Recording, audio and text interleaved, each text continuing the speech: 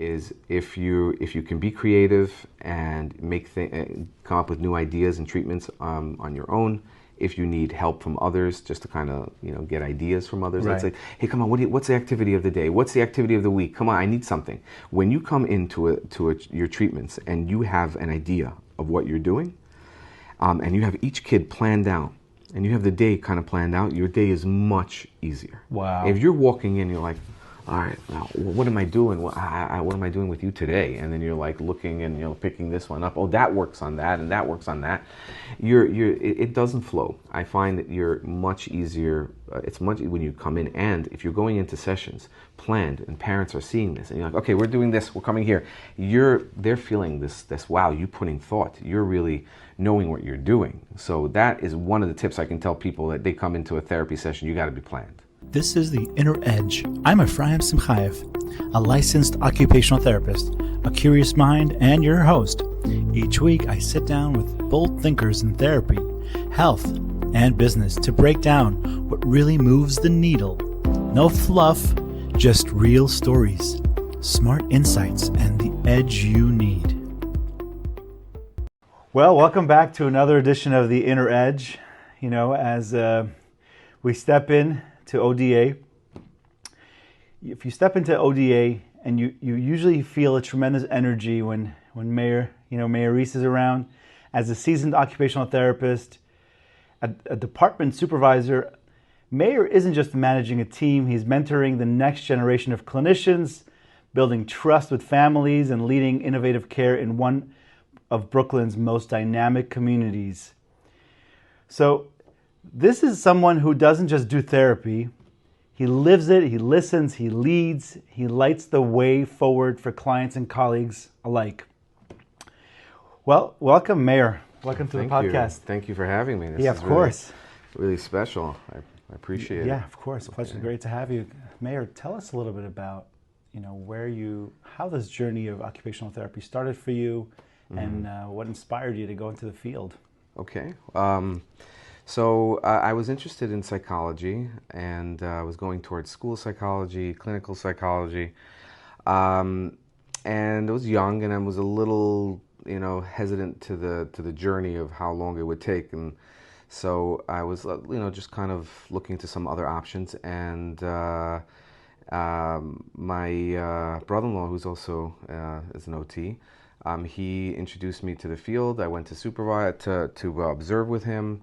Saw that it was just so interesting how, and I liked how just flexible and how easy it was to just change, and just to feel secure that you can choose a profession. But if you didn't like what you're doing, you can just jump ship, right? And shift, right? So many things. It's so that really that talked to me, and so I just then went into was accepted to the Turo program, the BA and Master's combination dual program, and that was it. Yeah, it's amazing. What do you find is, I guess, I'll start with the top. We'll dive right in from the beginning. Mm-hmm. What do you do exactly? I guess, what's your role here in the ODA for the audience? Sure. So originally, it changed over time. When I first came in here, I had a practice a couple blocks away. It was, it was a struggle trying to get, with the Board of Ed contracts and everything, and, just running a private practice. And I was exploring some other options, and then came across merging and bringing on my therapist here. I had about 5 providers. We came on and started OT. I also had physical therapy at my office, and we waited a few months after that and then brought PT. So we started the OT PT here. And now, it grew so that I'm mostly involved in OT. We have Michael Ilibayev, who's running, is a PT supervisor. He's doing an amazing job. That department is just growing too. Like, we're just going head to head in terms of how many providers. I think we have like 20. Wow! Wow, it's huge. With aides and support personnel, it's huge. We've just started from a few people just to watch over the course of I guess about 8 years-ish, that it just quadrupled. Wow. I mean, more than that. So yeah, it was a need, and thankfully we were able to continue moving on and providing the services here, and having a lot of resources to be able to grow and to serve the community. What kind of cases do you usually work with here? Is it mostly pediatrics, geriatrics, a combination of both? So we see here. So I'm mostly pediatrics. I also do see adults as a hand therapist. We do have a certified CHT, a certified hand therapist here. So he takes most of the hand cases, but I do take some, and have treated in the past. When I worked in a different facility, I was treating a lot of adults. But I'm mostly pediatrics. I also do pretty much all the pediatric evaluations for kid that comes in. We see which would be the best provider for them. Not like, oh, okay, this one's open, let's just go to this guy, but who fits best. So I'll do the eval. I'll say which provider fits best, and that really helps that they're receiving the best possible care. Wow, beautiful. What areas do you feel, Meir, that you are most passionate about in the therapy world? Is there anything specific that you find, like, you've been working for, I think, almost 2 decades, and correct me if I'm wrong, and you've seen so many different areas that you've worked. It's so versatile, our field. What do you feel is your calling, your passion? You're a supervisor. You used to you run your own practice. You're a leader here in the occupational therapy world. What do you find you're more? My personal connection is I love visual perceptual skills. I was also I had the pleasure of working with a optometrist and also practicing vision therapy for about 2 years. And I was able to take that and combine OT because of some overlapping areas, and just really create something different, interesting, really just try to work on executive functioning skills, cognitive skills, that area, and also visual, perceptual, put it all together within the sensory realm and gross motor skills, and kind of create something unique. So my passion is vision, and how and connecting that with OT. I find that it's different. I also just love function. I really like to see the change. I love to hear that, wow, this kid came in and he was really performing very poor confidence, poor attention, and then all of a sudden, like, light switches come off, and this kid's like a different kid, and everyone's like, whoa, what just happened? I mean, getting that response is amazing. That's amazing. So, and that is what I work for. And I'm glad you brought us to this question. Can you share some stories, some stories of children or adults that you've worked with, that you've seen tremendous breakthroughs, stories that really you can think back and say, wow, I changed someone's life, or this impacted you maybe. Right. So many things that what I would say pretty recent. There was somebody who's, he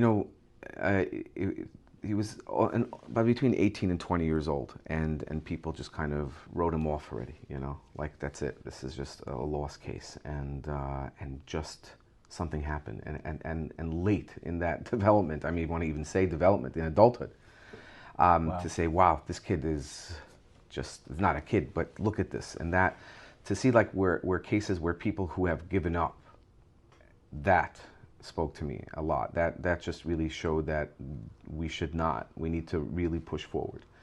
And realistically, I mean, of course, we can't just have someone, if it doesn't work. Like, we need to be realistic with our clients, with our parents, and also show hope and connect with each and every child, so that they feel something special, something they should feel, that self-esteem.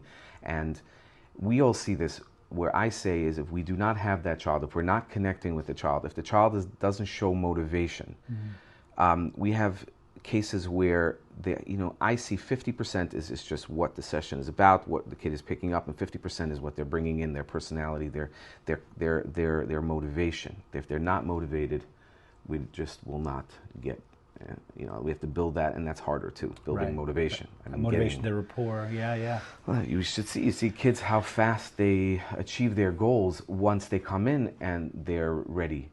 But if you have to convince them, and you have to, that's a whole nother battle. Right, for sure. So they have to really want to be here. They really want to work with you. And, right. That makes it so much easier. Right. And, what's your process like? A child comes in, a parent comes in. What do you usually do? What does that entail? For an assessment? Yeah, for an assessment, for an evaluation. The parent says to you, I have a child that needs services. What's the next stage? So first, well, because we do abide by insurance, it's not a private facility. So I have to do specific assessments that will try to look at the child's functional performance, their motor skills, their ADLs. Once I see that they can be, we can justify, and it doesn't also have to be, everything on tests have to be perfect. It has to come with enough information that you can present a case that would be very useful for OT. Some things out of the box, whatever, even if there's something that we could work with and it's realistic. Then, well, after that, we're going to set them up with the right provider that would fit them, and then, they continue with them. It does, in certain cases, I feel it could have some limitations, but we work well with trying to figure out how to keep both sides happy, what the schools are looking for, what the parents are looking for, and what the insurance are looking for. And that science, it's not always easy. Right. Because someone could have said, oh, OT would be helpful. And then the kid comes in and like, what's the issue? And we don't see it. I'm like, oh, because he's a little unfocused sometimes, or with this or that. And, like, we can't help everybody. And it's okay to not be perfect, right? Exactly. That's something that people have to learn too, that there could be some struggles, and it doesn't only mean that, okay, therapy is the answer, but just some hard work, some practice, some time, right? Absolutely. Wow. When it comes to, managing and supervising your employees, throughout the years, I've taken so many courses, I'm sure you have as well. What do you feel it makes an occupational therapist stand out from one, from another? Is it more a therapist who's more niche based? Is it more a therapist, like you mentioned, you have a passion for vision, problem solving, executive functioning, combining these areas?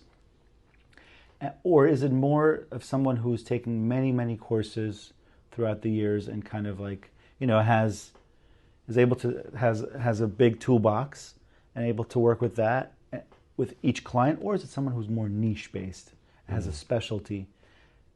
I always think of that, as therapists, which route is the best, or I guess works for? Well, that I would say has to speak to you, right? And what you have to choose what. And I tell every therapist and new providers that come on, if we look at every single one of these therapists, there are some similarities, right? But everyone's different.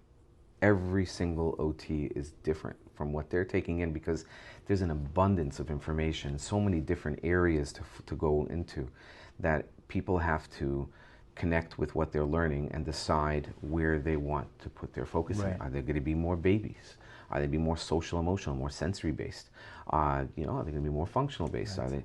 And another thing just to add about the vision piece is just because also, unfortunately, I feel that we don't have enough vision therapy options out there, especially in Muncie, other places as well. So I feel like that also provides that niche there, because there's that need that people are calling because they realize they know their kid they're having some vision issues, and they hear OT, tracking, OT, visual perceptual skills.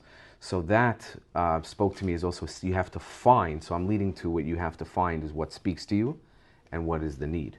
Because if you're just also, I can't say, if your heart is in it, no matter how many thousands of providers are practicing that particular area, you would bring something different to the table, which is also your personality. So that really sets you apart too. So from what you're doing, and then your charisma, your ability to connect to both the child and the parent. Right, right. You both. Because you also need to have the parents to like you and feel that I'm trusting you with my child, and that they're going to carry over everything that you're telling them and trust you. Right. So you have to bring that to the table. If you don't feel, if you're coming in, you're looking on the floor, you're like this, or your kid, and you're just like, and you're not really using that therapeutic use of self, right? Yep. Right. We always hear that in school. How many times do you hear that? And how many times do you hear about things that even years later you'll be like, oh, I think I remember hearing that in class and wondering what was that about? And now I'm really making those connections later when you're in it. Wow.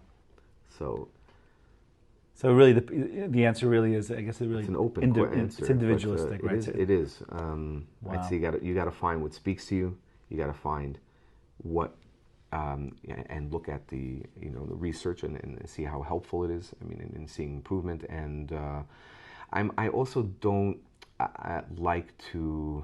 I feel bad trying to when it goes. That's why my treatments where I work is mostly in insurance facilities. Don't have too many private patients. I want to provide treatment to people who don't have so much in their bank account and don't have those resources. Wow. So that also puts you that it depends if you want to be to a particular treatment to have 6 to 8 patients a day, get paid well, focus on those, and that's, I mean, of course it's an easier lifestyle, right? Right.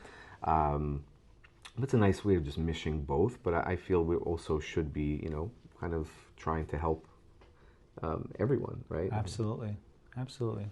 So as a supervisor, how do you mentor the younger occupational therapists on your team that come on? Is there anything you do that's... How do I? So I try to see what their styles are. Not everyone will also be the way I do things. So if I feel that they're better off with one of the other OTs and we also, since let's say we're hiring a CODA, I'm thinking CODA, right? We're going to match them closest to the style of each one of our OTs because they have to sign off on them.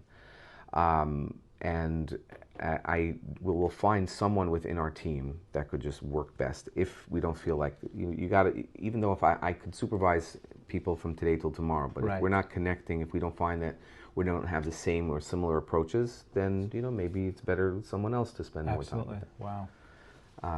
But everyone is unique. Everyone brings something, and I'm overseeing everyone. But if someone needs a specific type of guidance or approach, or then we'll create that for them. Wow. Do you find our field is changing? When you first started out, and now we're 20 years in, do you find that the field has changed? It's I think if we take a step and we start, if we look back to our training, which is so much, and we did, let's say we're pediatric providers, right. So it wasn't too much on pediatrics, right? It was everything else, and we had 1 or 2 classes, and how what we're trained into is usually more working with children who are on the spectrum, right? A lot of cases where or places that I feel that I'm working in a different type of facility. So it's very different for me the changes are not, I can't really hone into it in the same way. I know that our education doesn't line up exactly with what we're doing in a lot. So in a center-based, providing therapy through insurance, everything's either it's all school-based or working in places with children with very high in the spectrum. So I mean, it's a good question.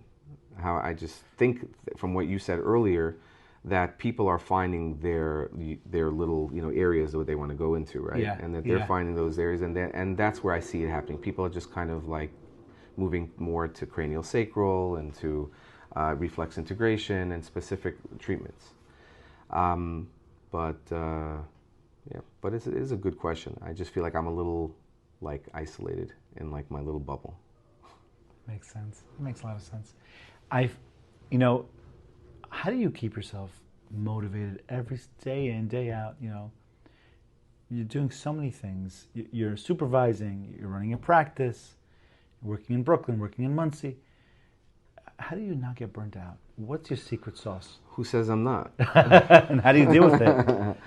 Well, that's what it is. You got to keep it. That's why you got to find what works for you and keep it interesting. And when you get bored, you just have to keep making new activities. So what I find what helps is if you can be creative and come up with new ideas and treatments on your own. If you need help from others, just to kind of get ideas from others. Right. Let's say, hey, come on, what's the activity of the day? What's the activity of the week? Come on, I need something.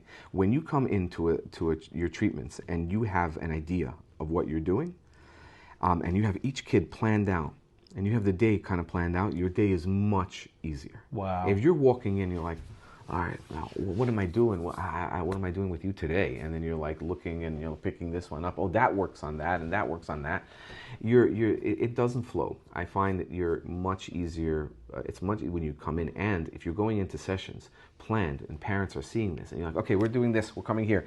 They're feeling this. Wow, you putting thought. You're really knowing what you're doing. So that is one of the tips I can tell people that they come into a therapy session. You got to be planned.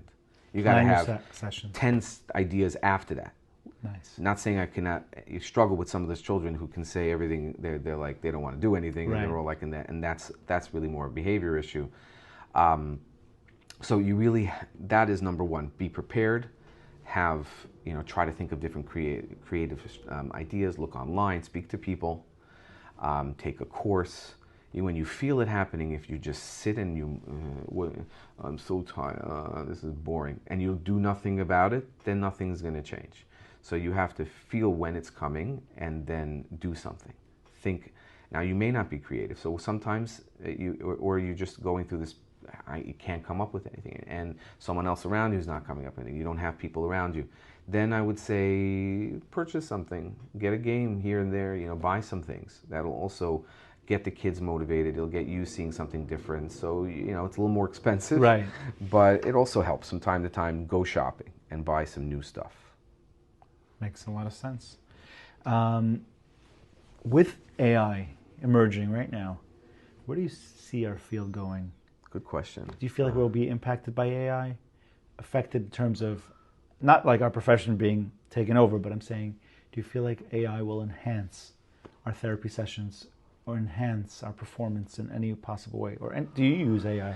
So there are great benefits. Our fears of what could happen with it over time, I don't know. Everybody's going to be affected, or already, they are. We're benefiting from, even it can assist with note taking, right? People I've seen who have dictated into ChatGPT and generate really nice, beautiful, well-written notes, which is helpful for you to alleviate that stress. Yes. And also produce better work that the insurance will provide more visits, so you're going to benefit the patient. So that's also a real plus. I saw these programs where, you turn it on, the person comes in, hey John, how are you? Oh, I'm doing fine. Actually, I'm in a little pain today. Did you do your exercises? And then now we're going to go and you speak it out, I guess. So now we're going to go do TheraBand, 15 curls 3 times, and then at the end generates your whole session. Wow. So, but one drawback I'm thinking about it is in general, like we are relying on these things, so our brains are not, you're not using them. You're not thinking about your writing skills, so that's something that's going to be affecting us, I think, and as well as you're going to be expected to produce and treat. So people working in hospitals and outpatient facilities, anywhere, if you have AI helping you generate your notes, so your note time is going to be less, which means your treat time is going to be more. So you could end up working harder. Yes. There'll be more expectation from you, from your facilities, to produce and see more patients. So it's some pros and cons. Yeah. But you don't think it's ever going to take over our profession? I feel like our profession is timeless. I mean, you need the human connection. You Right. need to work along with a person. Like you said, it's the same thing. Yeah. Can we really do Zoom? I mean, some do. I don't know how. I guess Yeah. it's just not. So can it be done, or can there be something like that? It's possible, but I think we're still hopefully safe with that. Okay. If you could write a message to a parent, a patient, or a younger therapist that would, is looking into our field, our profession, or give over a message, what would it be? Is there anything specific you would tell the young audience, listeners that are like, looking into the field and thinking, wow, occupational therapy is a great profession. I'm not sure if I want to go into it. Okay. Yeah. Some things I will say is, do you like being creative? Do you like, are you, I think that's a big piece of it. Also, like just the creativity. I would say, do you want to help people, right? Do you want to see changes? Do you want to work in the healthcare profession? Or are you just looking for a job because you heard about it from someone? Like, so what are I want to find out a little bit about what's your personality like? What is making you feel that this would be a good choice for you?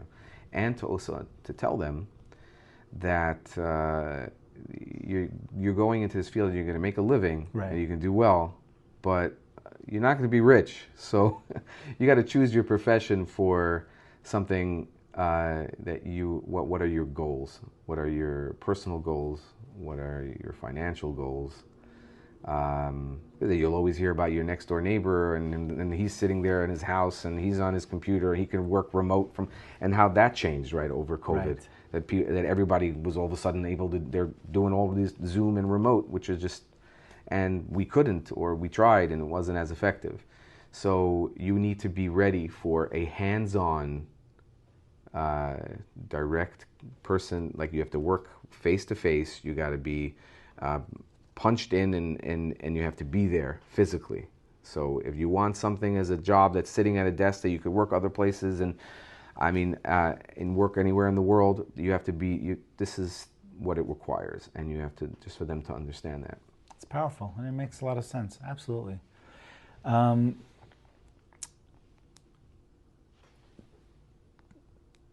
So the question that I actually wanted to ask you, it was actually a closing question.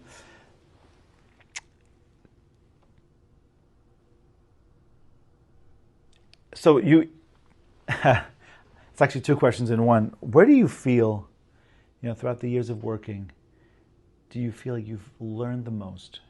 Was it mostly in the private practice sector where you had to start it from scratch, whether it's working with kids one-on-one, whether it's supervising therapists?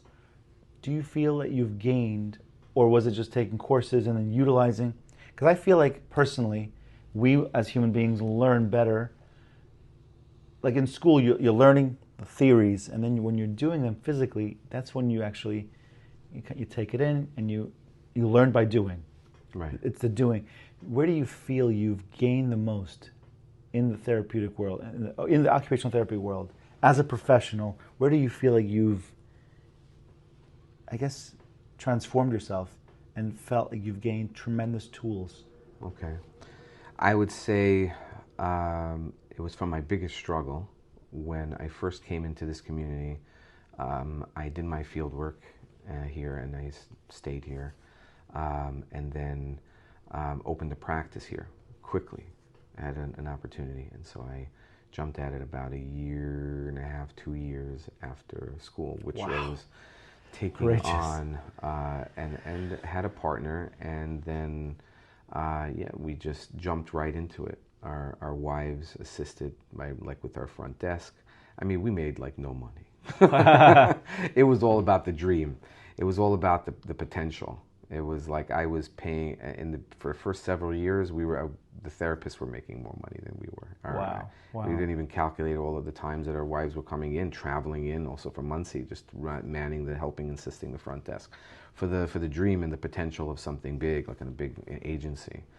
But jumping into something that I wasn't even necessarily ready so I had to learn a lot of stuff on my own, everything on my own. Of course, there's people assisting you here and there with some information, but it was being thrown in and figure it out and struggle with it. And it was early on that I was able, because starting this at 25, 27 is a different story than when you have to do this with all of your, when your bills and everything. It's much easier to do this when you're younger. So I was thrown into it, learned a lot from it, had a lot of stress from it, but as a result, it really, put me in a different place. I don't know where I would be, and I'd be in the same place if I didn't. So, Wow. So sometimes, I mean, that's, you gotta take a chance. You gotta do things smart, but you gotta take chances, and that allowed me to really excel, I believe. Fail a lot. You got to fail and fail and put yourself into right. uncomfortable waters. I mean, I've had people, like, you can hear it also from the chats. People have questions, and then sometimes they have questions about starting a practice or how to bill insurance companies, and I could see from the conversations they're just, and then the questions kind of stop, and it's like they just get too overwhelmed. Right? It's just too scared. Right. Fear stops you. I'm going to get audited. How I'm going to manage? What am I going to do? All this thought and all this anxiety and overthinking causes you to just take a step back and not allow you to grow. I just think you have to, and as early as you can, take opportunities, trust yourself, take chances, and you learn. It's a whole learning process, and people are doing it. So if they're doing it, why can't you do it? Beautiful. Meir, thank you so much for coming on the podcast. Thank you. I really appreciate it. Thank you. Allowing us to interview you. Oh, it's wow. awesome. Thank you. Thank you so much.